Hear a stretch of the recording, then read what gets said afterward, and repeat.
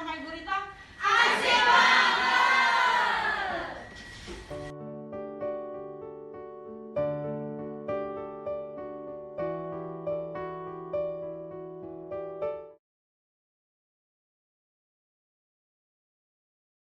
Pada tahun 2020, terjadi konflik antar Cina dan Amerika mengenai asal-usul virus corona atau COVID-19. Virus corona adalah penyakit menular yang muncul pada akhir tahun 2019 dari kota Wuhan, China.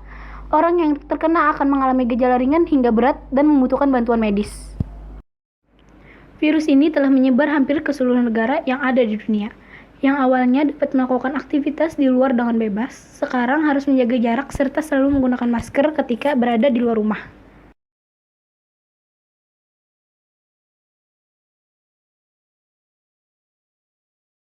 Pada masa kepemimpinan Donald Trump di tahun 2020, ia minta Cina agar bertanggung jawab atas menyebarnya corona di dunia dan mengatakan bahwa virus ini berasal dari lab di Wuhan, Cina.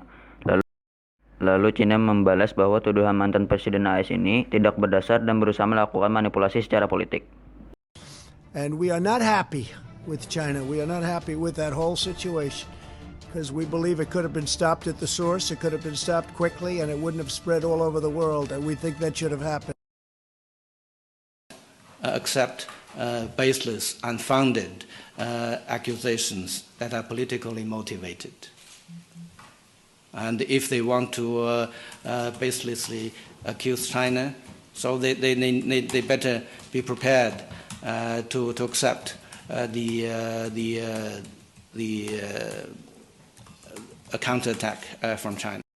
Tak lama setelah menjabat sebagai Presiden Amerika Serikat ke-46 pada 20 Januari 2021, Joe Biden memerintahkan Badan Intelijen Amerika Serikat untuk menyelidiki asal-usul COVID-19. 国际抗疫合作的最大破坏因素和科学溯源的最大障碍，美方应当解释清楚，为什么不通过科学家，而要动用情报机构溯源？动用情报机构溯源，到底是要寻找真相，还是要编造真相呢？美方也应该解释清楚，为什么反复纠缠没有科学依据的实验。 Badan Intelijen Amerika Serikat menyampaikan bahwa mereka mungkin tidak akan pernah bisa mengidentifikasi asal-usul COVID-19.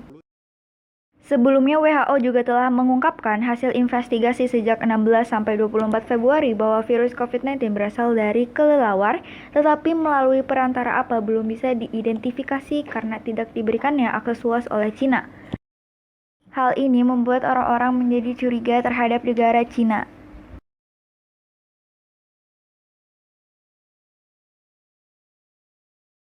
Persaingan penemuan vaksin COVID-19 menandai babak baru perlombaan senjata global. Cina, Eropa, dan Amerika Serikat telah menginvestasikan miliaran dolar dan mengarahkan para ilmuwannya untuk menjadi yang pertama memproduksi vaksin.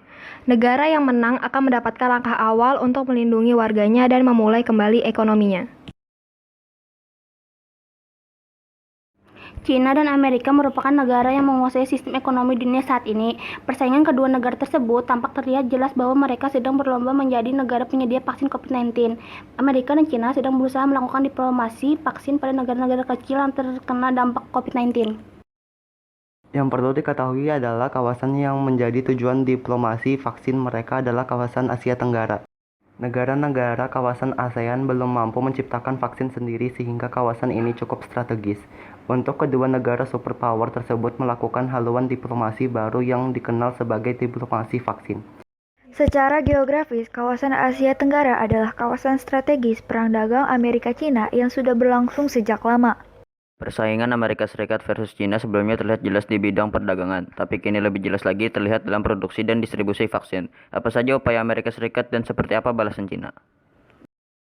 Selain mendanai dan bekerja sama dengan perusahaan biomedis di negaranya seperti Moderna Inc., Inovio Pharmaceuticals, dan Johnson & Johnson, Amerika Serikat juga menginvestasikan sebesar 1,2 miliar US dollar untuk 300 juta dosis vaksin yang dikembangkan oleh Universitas Oxford dan perusahaan farmasi AstraZeneca. Seperti tak mau ketinggalan dengan seterunya, Amerika Serikat ingin menjadikan penemuan vaksin sebagai simbol kebanggaan sekaligus kepemimpinan baru dalam perang global melawan COVID-19. Banyak pakar kesehatan mulai mencemaskan nada nasionalisme dan proksi dalam penemuan vaksin untuk senjata geopolitik. Pasalnya, hal itu bisa mempersulit upaya memberantas virus dalam waktu dekat dan mengganggu rantai pasokan medis lainnya. Pada akhirnya, mengancam upaya memproduksi dan mendistribusikan vaksin secara adil. On how the Biden administration is going to be pursuing its Asia strategy. So this is a pretty big signal that this is a high priority for the new administration. And it will be done in a multilateral framework, not just the Americans are going to do it, but as you saw, the commitment was through the WHO. We're coming back to a global response to the pandemic. So I think there's small incremental steps here, but I don't think they want to overreach until they get the COVID-19 situation in the United States a little bit more stable. Presiden Cina mengatakan pihaknya akan berusaha untuk memastikan negara-negara berkembang memiliki akses ke vaksin Cina. Xi Jinping juga berjanji akan menyumbang 2 miliar US dollar selama 2 tahun untuk respon internasional penanganan COVID-19. Dengan politik vaksin, negara tirai bambu ingin mendapat keuntungan geopolitik. Seperti ditulis The New York Times, Cina ingin mengulang kesuksesan Huawei, raksasa telekomunikasi, dalam perlombaan membangun jaringan 5G di seluruh dunia.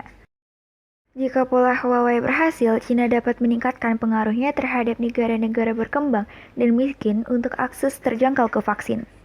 The way the Chinese are handling the vaccine distribution is not from a real magnanimous humanitarian attitude, but a pretty aggressive approach that essentially demands that Huawei get access to telecommunications auctions in Latin America, that Taiwan be held at arm's length throughout the region.